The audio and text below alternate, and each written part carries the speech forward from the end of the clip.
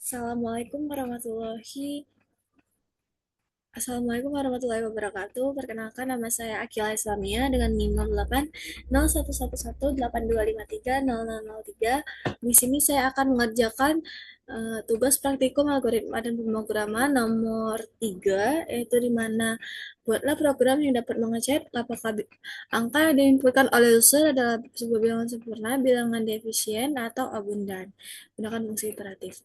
Nah, jadi bilangan sempurna adalah bilangan bulat positif yang total angka dari pembaginya sama dengan bilangan itu sendiri atau n mod i itu sama dengan 0 sama dengan angka yang dicek. Nah, contoh masukkan angka 6, maka membagi dari 6 adalah 1, 2, 3, maka 1 plus 2 plus 3 sama 6, totalnya sama dengan angka yang dimasukkan. Jadi, 6 adalah bilangan sempurna. Penjelasan bilangan defisien. Nah, total dari pembagi, kalau misalkan kurang dari bilangan itu sendiri, maka dia defisien. Tapi kalau lebih, berarti dia abundan. Nah, di sini aku bakalan coba jelasin pakai codingnya.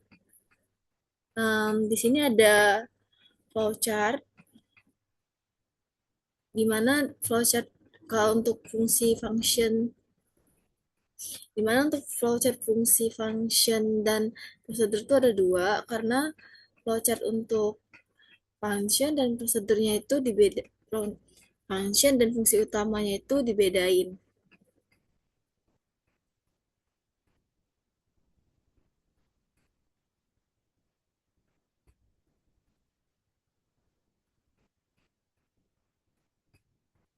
Nah, jadi di sini ada flowchart untuk fungsi main dan flowchart untuk fungsi pembagi atau functionnya.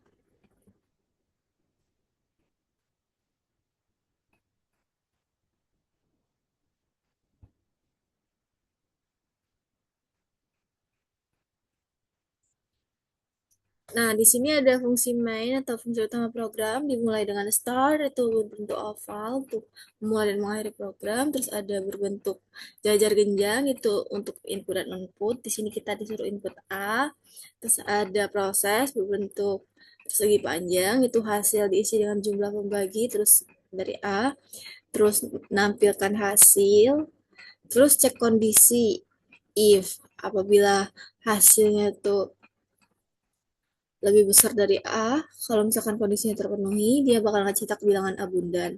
Tapi kalau tidak terpenuhi, dia mengecek kondisi selanjutnya.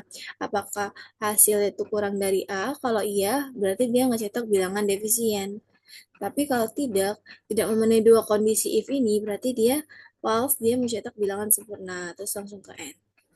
Terus di sini ada fungsi jumlah pembaginya untuk kita mencari apa? Um, Total pembagi. Terus ini tuh ada start, berbentuk oval, mulai dan mengakhiri program, terus ada proses, total diinisiasi dengan 0, terus ada perulangan loop, di mana selama i sama dengan 1 to n.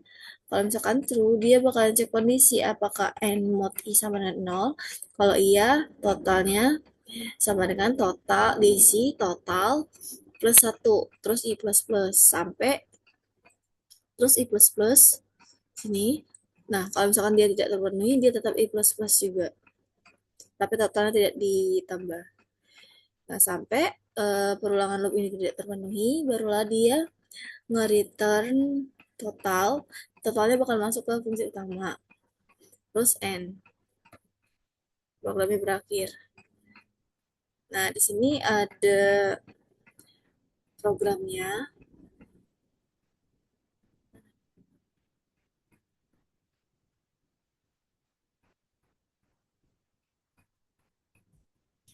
Di sini tuh programnya tuh menggunakan fungsi iteratif. Nah, fungsi iteratif tuh biasanya menggunakan loop atau perulangan, sedangkan fungsi rekursif itu biasanya menggunakan apa ya, function untuk memanggil dirinya sendiri gitu.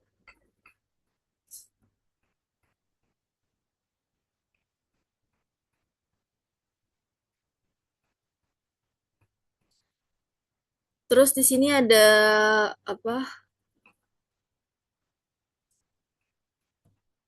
Ada program C++-nya di mana input IOStream itu untuk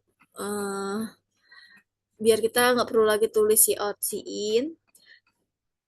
eh, terus tuh ada using namespace std itu tuh supaya kita nggak perlu lagi nulisin std gitu di awal tiap si out dan si in. Terus ada in. Nah, ini tuh apa function iteratifnya di mana di sini in jumlah pembagi berisi variabel n bertipe data integer.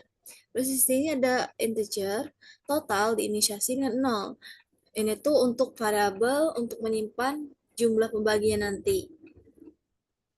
Nah, di sini ada for i sama dengan 1 selama i kurang dari n maka i plus plus. Nah, itu perulangan dari 1 sampai ke n. Oh, dia tuh untuk mengecek apakah i adalah pembagi dari n atau bukan. Gitu. Terus tuh di sini ada n mod return kondisi if di mana n mod i apakah n habis ah, n mod apakah n mod itu habis dibagi atau tidak ada sisa. Nah, kalau misalkan terpenuhi berarti n tuh dia habiskan dibagi. Kalau misalkan kondisi ini terpenuhi, berarti dia bakalan ngeproses total itu sama dengan total ditambah i. Jadi arti total plus sama dengan i itu tuh total sama diisi dengan total ditambah i. Nah, tetapi kalau misalkan dia tidak terpenuhi, bukan dia tidak terpenuhi sih, dia bakal ngecek lagi selanjutnya. Nah, iya kalau misalkan nggak kondisinya nggak terus terpenuhi. Kalau misalkan udah ke total, dia bakalan ngecek lagi yang selanjutnya, n selanjutnya. Cek lagi n-nya satu-satu sampai n-nya tuh selesai atau perulangannya tuh selesai. Kan di sini itu barisnya tuh sejajar sama perulangan kan returnnya. Jadi ini tuh dicek dulu selama n-nya tuh masih memenuhi. I-nya tuh selama n-nya tuh masih kurang dari selama i-nya tuh kurang dari sama dengan n. Kalau sudah nggak terpenuhi lagi kondisi ini, barulah dia tuh return total atau mengembalikan nilai total ke variabel utama, ke fungsi utama. Di sini kan ada in main. Nah, ini tuh in main tuh program utamanya atau fungsi utamanya. Nah, di sini ada integer main untuk fungsi utama program. Kurung awal itu untuk menandai awal dan akhir program. Terus di sini ada si on masukkan angka. Ini tuh untuk nampilin pesan ke layar untuk menyuruh kita memasukkan angka yang bakalan kita input. Nah, angka tersebut bakalan kesimpan ke variabel n. Nah, selanjutnya itu ada integer hasil itu diisi dengan jumlah pembagi n. Dan itu ini tuh memanggil fungsi jumlah pembagi tadi untuk menghitung total pembagi.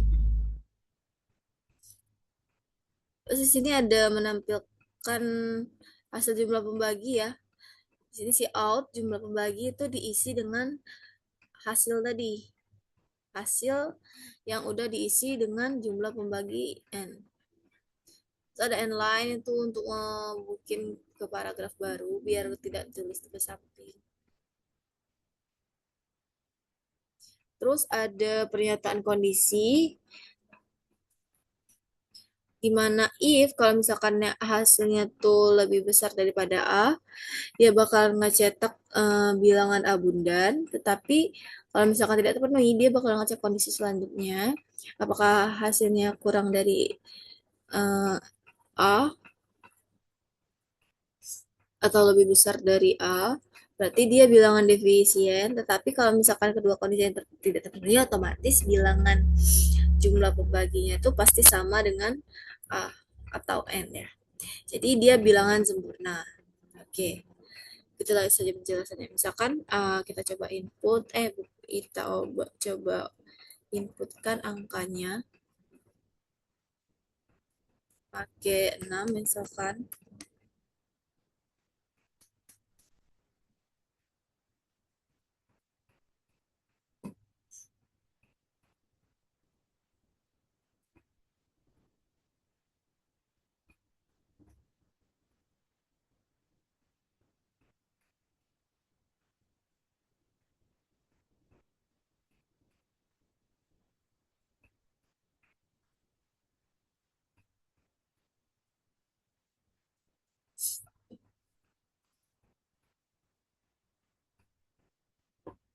Nah, misalkan di sini aku coba input 6.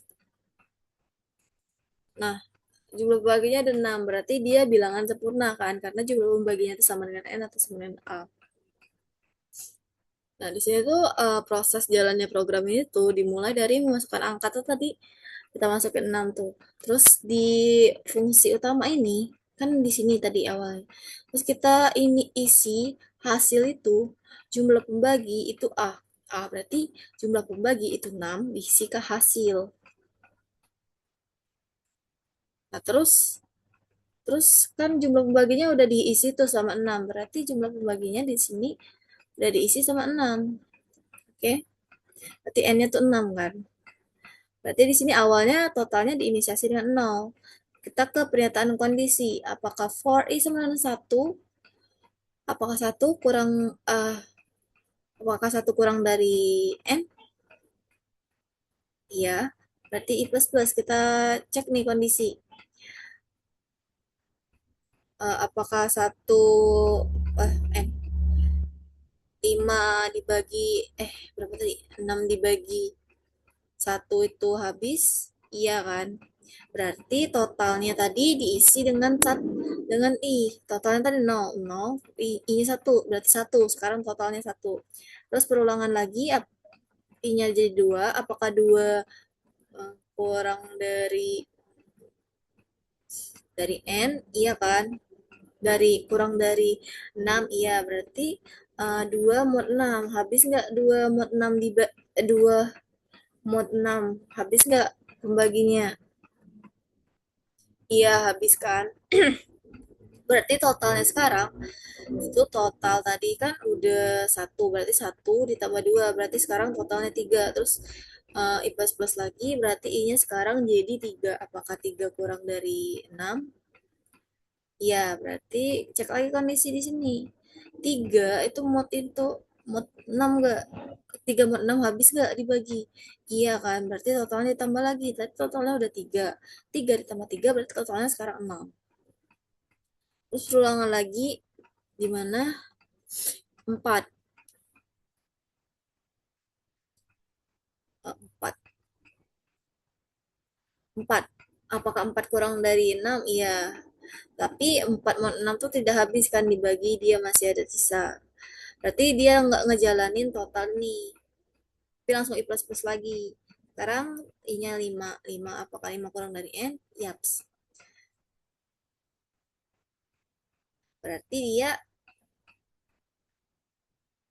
5 mod 6 masih ada sisa kan, berarti tidak menjalani total yang ini.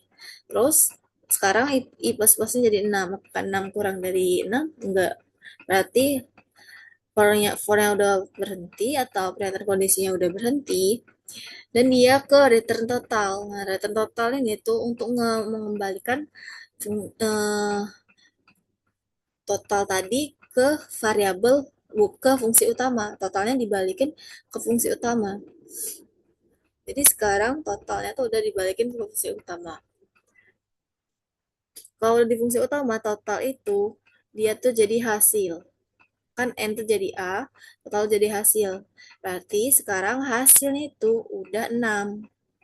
Berarti jumlah pembaginya udah di COT 6. Terus cek kondisi, apakah 6 lebih besar dari 6? Tidak. Berarti cek kondisi yang selanjutnya, apakah 6 lebih kecil? Apakah 6 lebih kecil dari A? Tidak. Apakah 6 lebih besar dari A? Tidak. Berarti else. Kondisi yang terakhir berarti bukan, berarti tidak memenuhi kedua kondisi ini, berarti cetak yang terakhir yaitu bilangan sempurna. Karena kalau misalkan hasilnya tidak lebih kecil dan tidak lebih besar dari A, berarti dia pasti sama dengan A, berarti si out bilangan sempurna. Oke, sekian, terima kasih. Wassalamualaikum warahmatullahi wabarakatuh.